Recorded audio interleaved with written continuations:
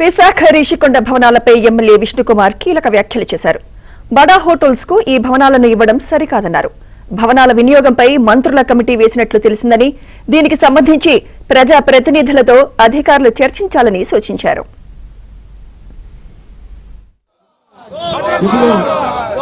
ఇవాళ నేను పేపర్స్ లో చూశాను. ప్రస్తుత ప్రభుత్వము మంత్రుల కమిటీ వేయటం జరిగిందని, మంత్రుల కమిటీ వేశారు.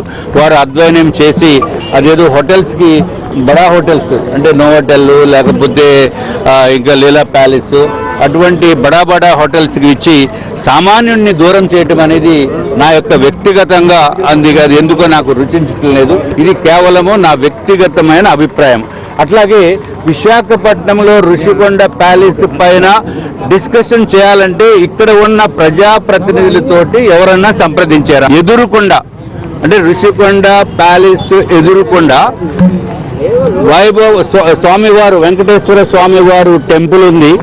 దీనికి ఇటుపక్కన కనుక తిరుమల తిరుపతి దేవస్థానానికి ఇచ్చి అక్కడ మ్యారేజెస్ చేసుకునేదానికి ఒక మంచి కళ్యాణ మండపం లాంటిది కట్టి మిగిలిన బిల్డింగ్స్లో మన తెలుగు సాంప్రదాయము, తెలుగు సంస్కృతి అలాగే ఒక ఎగ్జిబిషన్ లాగా పెడితే అందరూ కూడా ఇక్కడికి వస్తారు.